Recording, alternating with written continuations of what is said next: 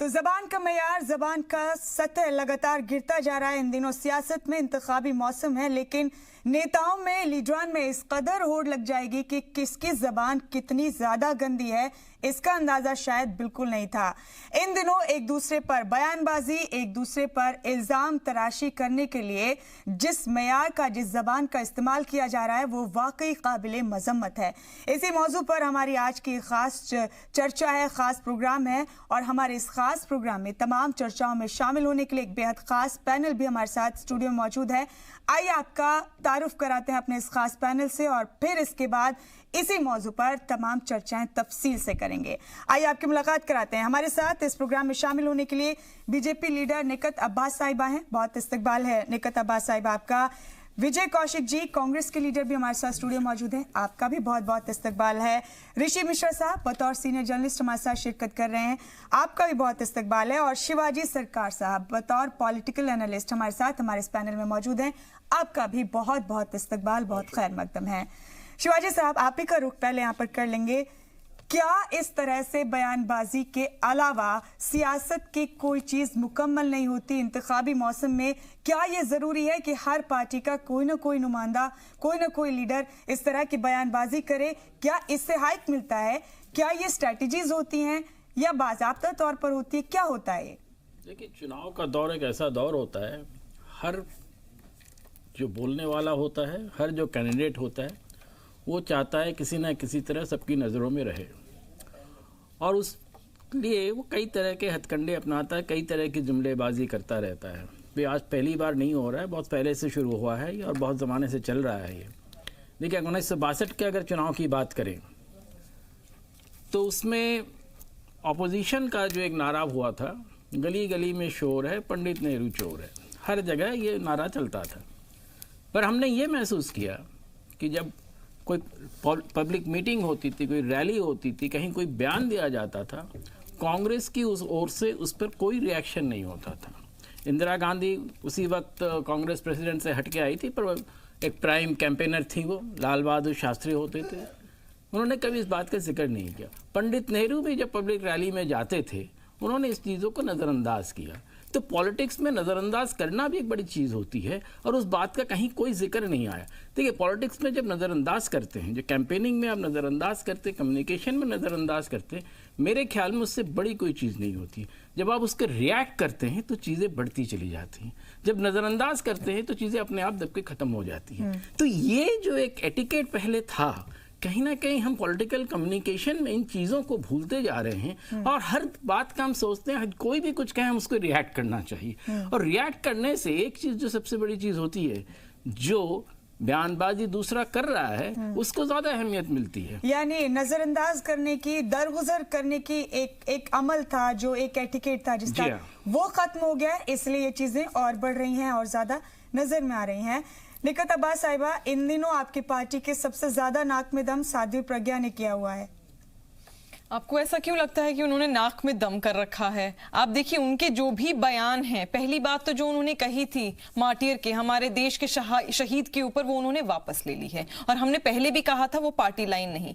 दूसरे बयान जो उन्होंने राम मंदिर, बाबरी मस्जिद के ऊपर दिया है, जो उन्होंने कहा है कि वो वहां पर जाकर उन्होंने तोड़ा था और उस बात से उनको कोई फर्क नहीं पड़ता और वो उस बात का गर्व महसूस करती है, तो मेरा मानना है कि पहले तो कांग्रेस पार्टी को यह सोचना चाहिए, क्योंकि उनसे ज्यादा गर्व तो कांग्रेस पार्टी ने महसूस करा है जब बाबरी मस्जिद जिसने तोड़ी, बाबर ने जो हिंदुस्तान में घुसपैठिए की तरह घुसे और अत्याचार करा हिंदुस्तान पर, हिंदुस्तानियों पर, उन्होंने क्या किया? कांग्रेस पार्टी ने, यूपीए ने हमेशा सदैव उसे हीरो दिखाया गया इतिहास में। तो ये तो कांग्रेस पार्टी को जिस प्रकार की खुशी बाबर को हीरो बनाकर दिखी, वही खुशी आज मिल रही है। जिस प्रकार बाबर को खुशी मिली थी हिंदुस्तान में घुसकर, राम मंदिर तोड़कर, उस प्रकार की खुशी हम जताते हैं कि आज उन्हें शायद साध्वी जी को इस प्रकार की खुशी मिली। तो आप देखिए, ये क्या दर्शाता है? ये दर्शाता है कि कांग्रेस पार्टी को हिंदुस्तान के जो खिलाफ गए हैं, जो हिंदुस्तान के अगेंस्ट स्टेप्स उठाए गए हैं, उससे खुशी मिलती है। तो अब निकत अब्बास साहिबा, अभी उन्होंने ये भी कहा कि उन्होंने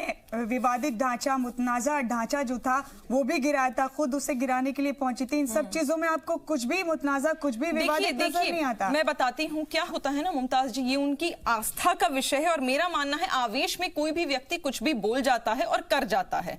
दूसरी बात, अब एक और बात मैं आपको याद दिला दूं, आप सभी को याद होगा कि 2012 दिसंबर में गौसिया मस्जिद मेहरौली में जो थी उसको तोड़ा था किसने? कांग्रेस पार्टी ने, जिसके लिए आज तक कांग्रेस पार्टी ने माफी नहीं मांगी है। और ये बाबरी मस्जिद और राम मंदिर का मुद्दा उठाकर लेकर आते हैं। तो सोचिए, सिर्फ बाबरी मस्जिद नहीं है, यूपीए की सरकार में करीबन 6 मस्जिदें ऐसी हैं जो डिमोलिश की गई, वो भी कांग्रेस पार्टी ने। जी एक मिनट, बात बयानबाजियों की हम कर रहे हैं, हर चीज कांग्रेस के लिफाफे में डालने से बात नहीं बनेगी। मैंने अभी साध्वी प्रज्ञा ने ये कहा कि हाँ मैंने विवादित ढांचा तोड़ा था, उसमें आपको कुछ गलत नजर नहीं आया? मैंने आपको क्या बोला, वो उनका आस्था का विषय है और आवेश में व्यक्ति बोल देता है, पर कतई भी ये पार्टी लाइन नहीं है। पार्टी लाइन क्या है? मैं पार्टी की प्रवक्ता हूं, मैं उस पार्टी के प्रवक्ता के पद से बोल रही हूं।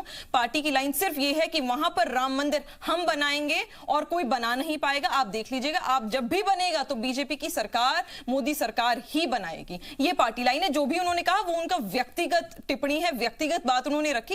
वो डेमोक्रेटिक नेशन है, मुझे लगता है हिंदुस्तान में सबको पूरी जिम्मेदारी के साथ ही अपने बयान देते हैं और उन्होंने वही करा है। उनका व्यक्तिगत टिप्पणी वो देना चाहती हैं तो आप ऋषि जी ये भी एक दिक्कत है ऋषि जी, कि जब आपको अपने किसी लीडर के बयान से दिक्कतें पेश आने लगती हैं तो वो जाती हो जाता है, वो पार्टी का उससे कोई लेना देना नहीं होता है। ऋषि जी ये तो हर पॉलिटिकल पार्टी का है कि यदि कोई इंडिविजुअल नेता कोई बयान दे देते हैं तो इसका एक फार्मूला है, सिंपल सा फार्मूला है कि उनका निजी बयान है, पार्टी का इससे लेना देना नहीं है। लेकिन इस प्रकार का जो राजनीतिक माहौल इन चुनावी मौसम में बन रही है, उस पर मेरा 2 लाइन ये है कि राजनीति में क्या कहते हैं, मतभेद होना चाहिए, मनभेद नहीं होना चाहिए। और बड़प्पन समाज को जोड़ने में है, तोड़ने में नहीं है। आजकल जो बयानबाजी हर पॉलिटिकल पार्टी की तरफ से हो रही है वो समाज को तोड़ने वाली है। और मैं ये समझता हूँ पॉलिटिकल पार्टी के नेताओं को ऐसा काम करना चाहिए जिसमें समाज में एकता है, समाज में ये बिखराव नहीं है। लेकिन हर पॉलिटिकल पार्टी अपने फायदे के लिए इस प्रकार की बयानबाजी करती है।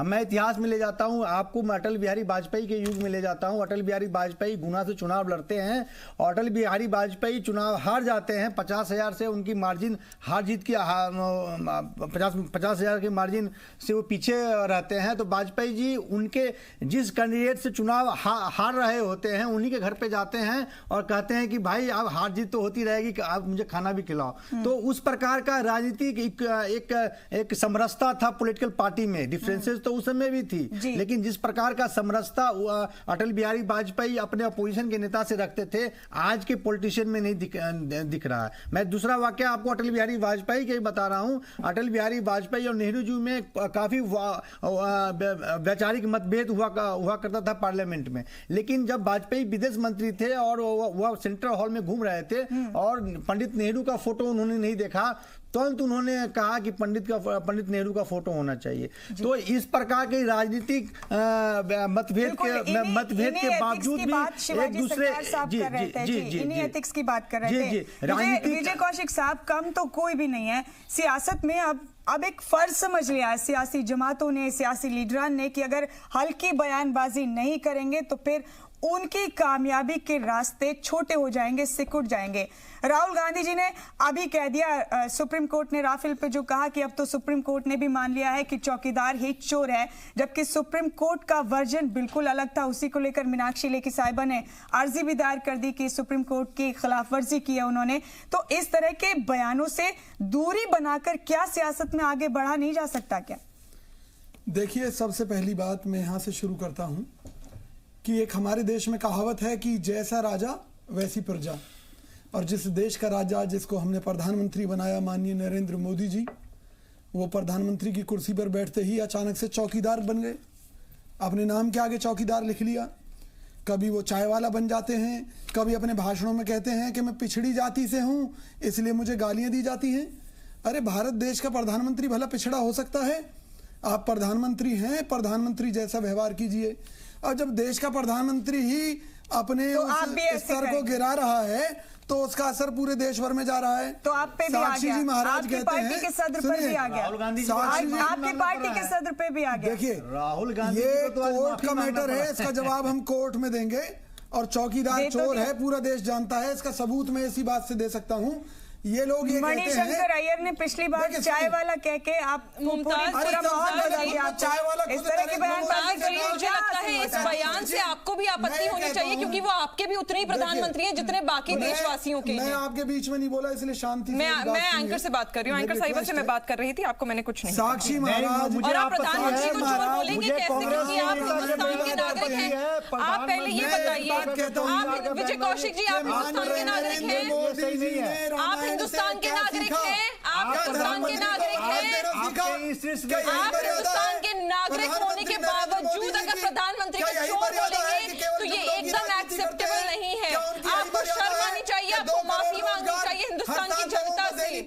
आप माने न माने, हिंदुस्तान का हर एक देशवासी कांग्रेसियों के अलावा उन्हें अपना प्रधानमंत्री मानता है, के सामने इस बात के लिए माफी और ये यहाँ दुहाई देंगे कि प्रधानमंत्री को प्रधानमंत्री की तरह बात करनी चाहिए।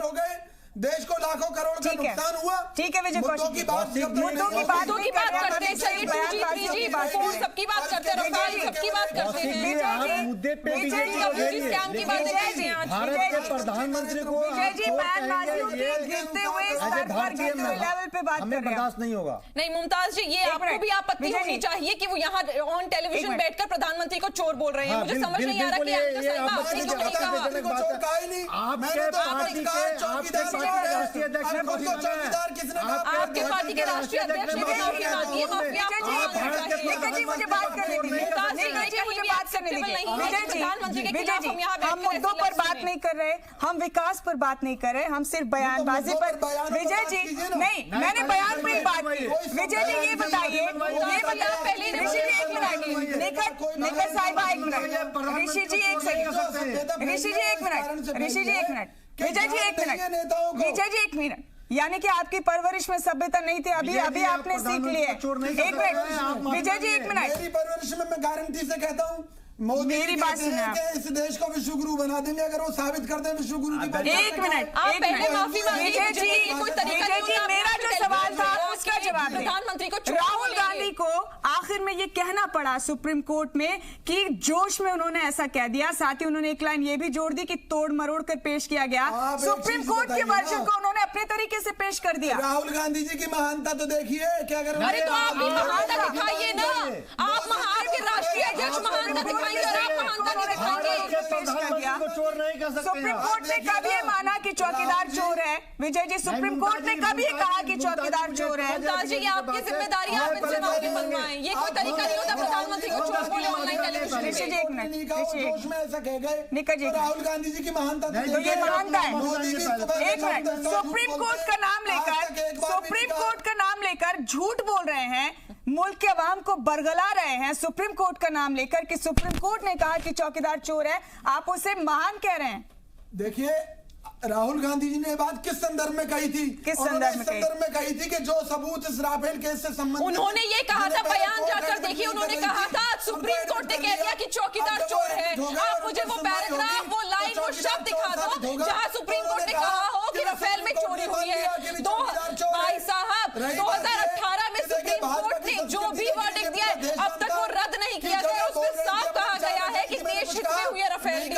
होमवर्क करके आइए, राफेल की सुप्रीम कोर्ट का वर्डिक्ट पढ़ के आइए। उससे पहले आकर यहाँ पर प्रधानमंत्री को चोर बोलने का आपको कोई अधिकार नहीं है। ये ऐसी सियासत है, घृणा की राजनीति मत करिए यहाँ पे। एक मिनट, मैं उनसे पूछूंगी विजय जी, महानता तब होती जब अगर आपसे जो गलती हुई है तो उसे तस्लीम करते, उसे आप मानते। ये महानता होती, ये महानता होती। सुप्रीम कोर्ट का नाम लेकर सीधे तौर पर ये कहना कि अब तो सुप्रीम कोर्ट ने भी मान लिया चौकीदार चोर है, ये महानता नहीं, ये गिरता हुआ स्तर है सियासत का। उन्होंने इस आधार पर कहा कि जिन सबूतों को मान लिया गया, आप झूठ मत बोलिए कौशिक जी, मैं आपसे गुजारिश करती हूँ मुमताज जी, प्ले कराइए आप। नहीं, यहाँ उन्होंने अप्रत्यक्ष रूप से इस घटना का जिक्र किया कि वो सबूत मान लिए गए हैं, इसलिए चौकीदार चोर है। सुप्रीम कोर्ट ने मान लिया। मुमताज जी, मुझे जवाब देने दीजिए आप।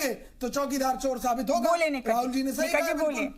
कौशिक जी, आपने अपनी बात रख ली है, मैं बोलूं विडंबना क्या है? विडंबना ये है कि प्रधानमंत्री के कैंडिडेट जो अपने आप को घोषित करते हैं राहुल गांधी जी, जो खुद बेल पे हैं, उनकी माताजी जो बेल पर हैं, वो प्रधानमंत्री को चोर कह रहे हैं। आप देखिए क्या विडंबना है कि उन्होंने माफी मांगी है, लेकिन यहाँ पर उनके प्रवक्ता बैठकर फिर से चौकीदार को चोर बोल रहे हैं। मेरा मानना ये है कि हिंदुस्तान का नागरिक, जिम्मेदार नागरिक, कभी भी एक देश के प्रधानमंत्री को चोर नहीं कह सकता। एक मिनट निकट जी, सिर्फ मुल्क के वजीर आजम के वकार की बात नहीं, मुल्क के हर एक बाशिंदे की वकार की बात है। तभी मैं यूपी में वजीर अनुपमा जायसवाल ने क्या कहा उसके बारे में आपको मालूम है? उन्होंने साहब, बीबी और गुलाम कहा, काशीराम जी को साहब बताया, मायावती साहिबा को बीवी बताया, बाकी सबको मतलब कितना गिरेंगे साहब बता रही हैं, मायावती जी को बीवी बता रही हैं और बाकी किसी को गुलाम बता रही हैं। मुझे बताइए, मुझे वो बयान आप अभी सुना दीजिए। जी बिल्कुल, अभी सुनवा देंगे, बिल्कुल अभी सुना देंगे। लेकिन एक इंतखाबी रैली में उन्होंने तमाम बातें कही हैं। अनुपमा जायसवाल ने काशीराम, मायावती और बाकी लोगों को लेकर एक मुताजा बयान दिया। कौन नहीं गिर रहा है सियासत में? शिवाजी सरकार, एक मिनट, अब मुझे शिवाजी से बात करनी थी। उस पार्टी से आते हैं मुमताज जी, अभी वो बयान भी हम सुनवा देंगे। आपको यकीन नहीं आ रहा है कि ऐसा कुछ हुआ है? हम सुबह से वो खबर लगातार चला ही रहे हैं जी सलाम पर। शिवाजी सरकार साहब, मतलब देखिए, हम कहें तो ठीक है, कोई और कहे तो गलत है। ये भी उस गिरते हुए स्तर का एक पहलू है, ये भी उस गिरते हुए स्तर का एक पहलू है। देखिए, बात क्या होती है, चुनाव में मुद्दों पर बात होती थी। पहले कहा जाता था, पंडित नेहरू भी कहते थे कि चुनाव जो है देश की शिक्षा का एक सबसे बड़ा माध्यम है। देश की सरकार के बारे में लोग जानते हैं, क्या किया नहीं किया इस बारे में जानते हैं। मैं कहूँगा इसके लिए सिर्फ ये कहें कि सरकारी पक्ष जिम्मेवार है, ऐसा नहीं है, विपक्ष भी जिम्मेवार है। विपक्ष जो है मुद्दों पे विश्वास से बात नहीं कर रहा है। तमाम मुद्दे ऐसे हैं जिस पर जनता चाहती है क्या हो रहा है, वो जानना चाहती है, चाहे शिक्षा हो, चाहे सड़क हो, और तमाम ऐसी चीज़ें हैं जिस पर वो जानना चाहते हैं। पर विपक्ष जो है इस बार लगता है चुनाव में या तो दिख नहीं रहा है और इस तरह से आ रहा है, लगता है कि उनकी कोई तैयारी नहीं है। तो वो भी इसी प्रकार की बयानबाजी कर रहे हैं जैसे आजम खां के बेटे ने किया।